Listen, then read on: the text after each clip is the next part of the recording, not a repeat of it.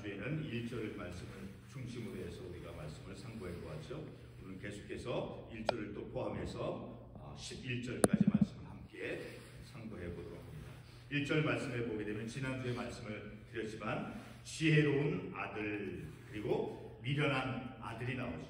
자, 지혜로운 아들은 아비를 기쁘게 하거니와 그러나 미련한 아들, 그러니까 어리석은 자는 어미의 근심이다. 자, 이 말씀을 우리가 상고해 보면서 우리 한국의 전통, 그렇죠? 자녀들이 부모에게 어떻게 대해야 되는가, 그러니까 어떤 생각이나 어떤 태도가 있을 때 어머니에게, 아버지에게 그 자녀가 기쁨이 되어지고 또 자녀들이 어떻게 되어지면 그 부모에게 근심과 걱정이 되어진다. 그러니까 부모와 자녀와의 관계에 있어서 자녀들의 삶의 태도가 중요하다라는 것을 우리가 한국 가정 문화 속에서 그것을 배우면서 우리가 삶을 살아왔죠. 자, 그와 비슷하게 이 고대 이스라엘 가정 전통 문화도 이런 말씀을 통해서 볼 때 우리와 많은 흡사한 그런 비슷한 점이 있다라는 것을 우리가 생각해 볼 수 있죠. 자, 2절 말씀에 보게 되면 불의의 재물은 무익하여도, 그러니까 자기의 수고와 자기 어떤 노동과 땀을 흘려서 벌어들이지 아니한, 자, 그런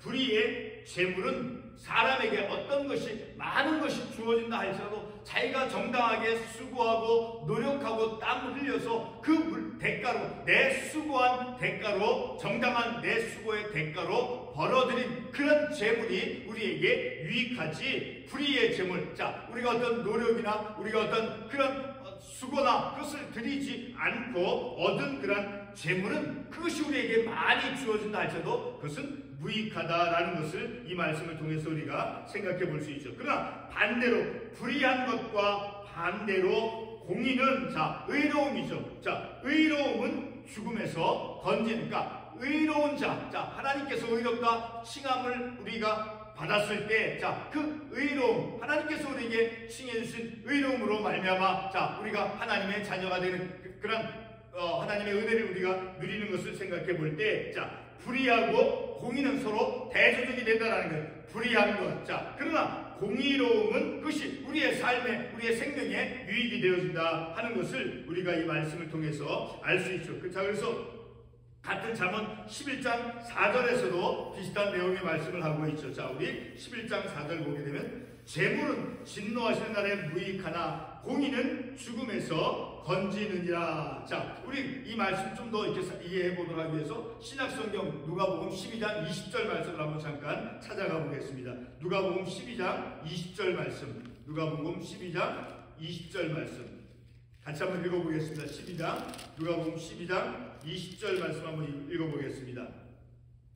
하나님은 이르시되 어리석은 자여 오늘 밤에 내 영혼을 도로 찾으리니 내 준비한 것이 누구의 것이 되겠느냐 하셨으니, 자, 우리 이 말씀을 통해서 볼 때 불이 어리석은 자여 내 영혼을 도로 찾으리니, 그러면 내 준비한, 자, 아무리 많은 물질을 그 사람이 이제 준비하고 벌어둔 것이 있다 할지라도, 자, 그 어리석은 자는 하나님이 이르시되 어리석은 자여 오늘 밤 내 영혼을 도로 찾으리, 그러면 내 준비한 것이 누구의 것이 되겠느냐. 자, 그러니까 그런 많은 것, 그러니까 하나님에 대한 그 경외심이나 믿음 없이 하나님을 향한 하나님의 말씀에 대한 그 삶을 살아가지 않는 가운데서 많은 것을 벌어들인다 할지라도 그것은 무익하다라는 것을 우리가 이 말씀을 통해서 알 수 있게 되어지는 것이죠. 다시 본문의 말씀으로 돌아와서 3절 말씀에 여호와께서 의인의 영혼은 줄이지 않게 하시나 악인의 소욕은 물리치신다. 자, 의인의 영혼은 줄이지 않게 하나님께서 인도해 주신다라는 거예요. 그러나 의인과 반대되어지는 악인의 소욕. 자, 여기서 소욕이라고 하는 것은 어떤 것을 얻기 위해서 간청하는 거예요. 자, 그 악한 사람의 간청은 하나님께서 물리치신다라는 거예요. 자, 이 물리치신다라고 하는 그 의미는 꺾는다라고 하는 그런 의미의 그 말인 거예요. 의인의 간청은 꺾으신다라는 거예요. 자, 꺾는다고 하는 그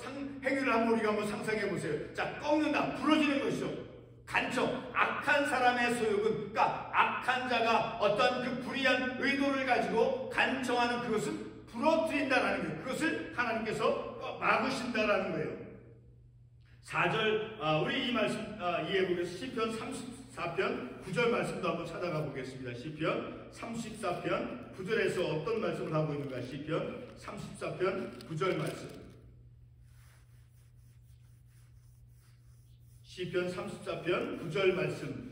너희 성도들아 여호와를 경외하라. 그를 경외하는 자에게는 부족함이 없도다. 자, 성도들 그리고 경외하는 자에게는 하나님께서 부족함이 없도록 이제 인도해 주시고, 그리고 10절 계속해서 젊은 사자는 궁핍하여 줄일지라도 여호와를 찾는 자는 모든 것에 부족함이 없으려다. 자, 경외하는 자, 하나님을 경외하는 자, 그리고 여호와를 찾는 자에게는 부족함이 없도록 하나님께서 모든 필요를 하나님께서 채워주시고 공급해 주신다라는 것을 우리가 이 말씀을 통해서 알 수 있게 되어지니까 3장 상반부에 여호와께서 의인의 영혼은 줄이지 않게 하시나. 자, 하나님을 경외하는 자 그리고 또 여호와를 찾는 자들에게는 부족함이 없도록 하나님께서 모든 필요를 채워주시고 공급해 주신다라고 시편에서도 말씀하고 있죠. 자, 4절 계속해서 손을 게으르게 놀리는 자는 가난하게 되고 손이 부지런한 자는 구하게 되느니라. 자, 이 말씀은 잠언 6장 6절 말씀에서 그 개미의 비유의 말씀을 통해서 우리가 생각해 볼 수 있죠. 자, 우리 잠언 6장 6절의 말씀도 한번 가보겠습니다. 잠언 6장 6절에 보게 되면 게으른 자여. 자, 게으른 자는 무엇을 통해서 교훈을 받으라라고 말씀해 주고 있습니까? 개미에게 가서 그가 하는 것을 보고 지혜를 얻으라. 자, 계속해서 7절에 보면 개미는 두령도 없고 감독자도 없고 통치자도 없으나 먹을 것을 이제 준비해서 추수 때 양식을 모아서 내일에 대해서 준비하고 예비하고 있는 그런 개미를 통해서 지혜를 배울 것을 우리가 이 말씀을 통해서 생각해 볼 수 있죠. 자, 그렇게 손을 게으르게 놀리는 자는, 자, 게으르게 어떤 노력이나 내일을 위해서 준비하지 않는 삶을 살아가는 사람은 가난하게 되어지고, 그러나 그 반대로 손이 부지런한 자는 내일을 위해서 늘 그것을 위해서 필요를 생각하고 수고하고 준비하는 사람에게는 부하게 되어진다라고 말씀하고 있죠.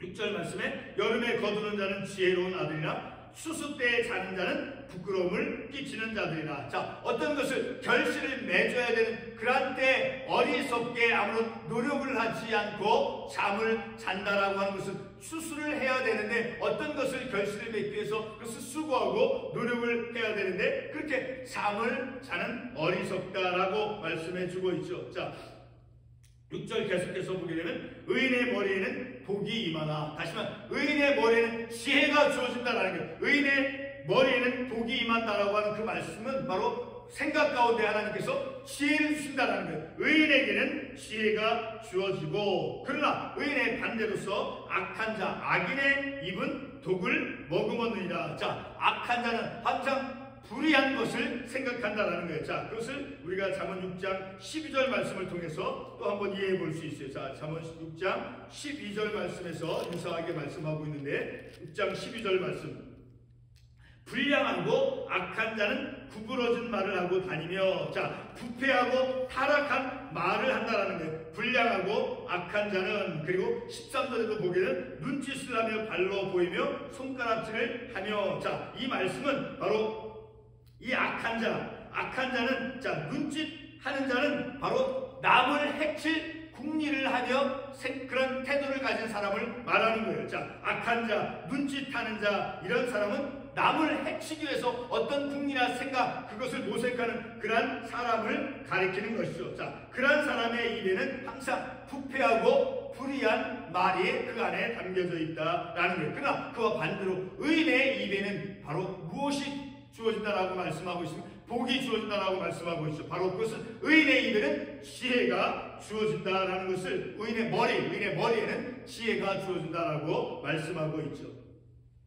계속해서 7절의 말씀을 보게 되면 의인을 기념할 때는 칭찬하거니와 악인의 이름은 썩게 되니라. 자, 의인의 이름은 항상 머릿속에 기억이 되고 회상이 되어지고 회자가 되어지죠. 자, 그러나 반대로 이제 악한 사람의 이름은 썩게 되느냐. 자, 이 말씀 욥기 18장 17절의 말씀을 한번 같이 한번 찾아보겠습니다. 욥기 18장 17절 말씀.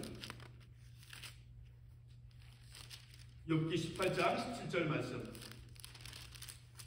같이 한번 읽어보겠습니다. 욥기 18장 17절 말씀에 보게 되면 그를 기념함이 땅에서 사라지고 거리에서는 그의 이름이 전해지지 않을 것이며 악한 자로서 삶을 살아 그런 사람의 이름은 결코 기억되지 아니한다라는 거예요. 그를 기념함이 땅에서 사라지고 그리고 거리에서 그의 이름이 전해지지 않을 것이며, 자, 이렇게 악한 자로서 삶을 살아갈 때는 어떤 사람들에게 그 후세 사람들에게 좋게 기억이 되어질 수 없다라는 것을 우리가 이 말씀을 통해서 알 수 있습니다. 그러므로 늘 우리가 이 땅에서 삶을 살아갈 때 늘 선한 자로서, 그러니까 하나님의 말씀 안에서 선한 자로서, 의로운 자로서, 지혜로운 자로서 우리의 삶을 살아가고 우리가 다시금 우리의 삶을 그렇게 삶을 살다 마감을 해야 된다. 우리가 죽기 전에 우리의 삶을 살아있을 동안에, 생명을 가지고 삶을 살아갈 동안에 우리가 어떤 삶을 우리가 후세 사람들에게 기억할 수 있도록 해야 되는가 하는 것을 우리가 이 말씀을 통해서 생각해 볼 수 있다는 것이죠.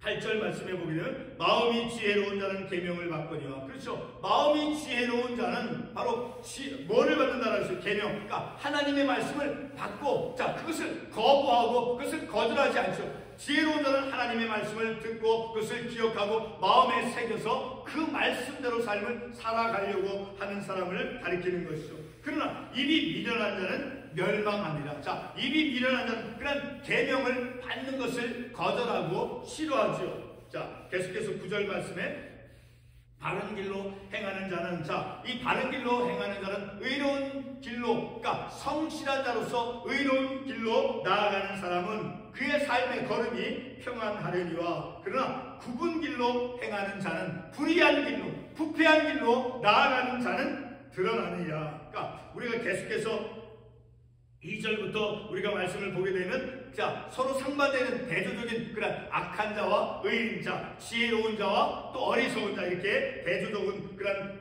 의미들이 단어가 나오죠. 자, 계속해서 9절 또 보게 되면 바른 길로 행하는 자는, 그러니까 성실한 자는, 그러니까 의로운 길로 바른 길로 나아가는 자는 그의 삶이 평안하다라는 거예요. 걸음이 실족됨이 없고, 그러나 굽은 길로 행하는 자는, 불의한 길로, 부패한 길로 나아가는 자는 그렇지 않다라는 것이죠. 10절 말씀에 눈짓하는 자는 근심을 끼치고 입이 미련한 자는 멸망하느니라. 자, 이 눈짓하는 것은 바로 남을 어떤 그 해칠 궁리라고 마치 악이 있게 윙크하는 것, 악이 어떤 불의한 그런 생각을 가지고 눈을 이렇게 윙크하는 것. 자, 그런 사람은 근심을 끼치고 그런 사람의 행동은 반드시 어떤 염려거리가 되고 어떤 근심거리가 되어진다는 거예요. 그리고 입이 미련한 자는 멸망하느니라. 자, 우리가 이 말씀을 통해서 볼 때 늘 우리가 날마다 우리의 입술로 우리 입을 벌려서 말을 하죠. 그러니까 늘 저도 그렇지만 늘 우리는 항상 말씀을 우리가 깨닫고 우리의 삶 속에서 사람들과의 대화 속에서 늘 우리의 말이 하나님의 말씀에 기초되어서 이 지혜롭고 어리석은 자로서 말을 해서는 안 된다라는 것을 우리가 다시 한번 이 말씀을 통해서 이 아침에 또한 깨닫는 것입니다. 마지막 절 11절 말씀을 보게 되면 의인의 입은, 그렇죠, 또 나오죠. 의인의 입은 생명의 샘이라도, 그렇죠, 의인의 입에는 지혜로운 자로서 지혜의 말을 이제 내뱉는 거죠. 지혜의 말을 이제 말하는 것이죠. 그러나 악인의 입은 독을 머금었느니라. 악한 자의 입은 항상 그것이 어떤 다른 사람에게 선을 일으키는 어떤 좋은 그런 결과를 가져오는 것이 아니라 불의하고, 자, 그런 독을 머금었다라고 말씀하고 있죠. 마지막으로 21절의 말씀을 우리가 한번 보겠습니다. 의인의 입술은 여러 사람을 교육하나 미련한 자는 지식이 없어 죽느니라. 자, 의인의 입술은 11절 말씀에서 그 의인의 입술이 바로 생명의 샘인 거예요. 그 말을 통해서 우리가 하나님의 말씀이 우리의 마음과 생각에 담겨져 있어서 우리가 입술을 벌려서 우리의 입술로 말하는 그것은 바로 생명의 샘이다라는 거예요.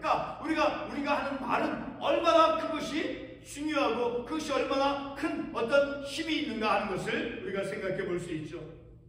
그러나 악인의 입은 독을 머금었느니라. 늘 우리가 이 말씀을 통해서 우리가 다시 한번 늘 우리가 하는 말, 늘 우리가 하는 말, 많은 사람들과 대화 속에서 하는 말, 또 가족 속에서 가족들과 함께 대화를 할 때 우리의 말은 항상 지혜로운 자로서 생명의 샘이 되어 우리의 이 입이 생명의 샘이 되어지는 그러한 우리의 입이 되어져야 된다는 것을 이 아침 시간에 다시 한번 깨닫는 것이죠. 자, 오늘 우리가 잠언 10장 1절에서부터 11절까지 말씀을 통해서 볼 때, 자, 늘 우리들의 삶은 지혜로운 자로서, 명철한 자로서 하나님을 늘 이제 의식하고 하나님께서 늘 내 삶의 행동들을 바라보고 계신다라는 그런 어떤 태도를 가지고 우리의 삶을 살아가며, 그리고 늘 항상 우리의 입술이 생명의 샘이 되어지는 그러한 입술이 되어지도록 늘 말씀으로 늘 새롭게 하고 늘 말씀으로 늘 우리가 변화하며 우리의 삶을 살아가는 저와 여러분이 되시기를 바랍니다. 기도하겠습니다.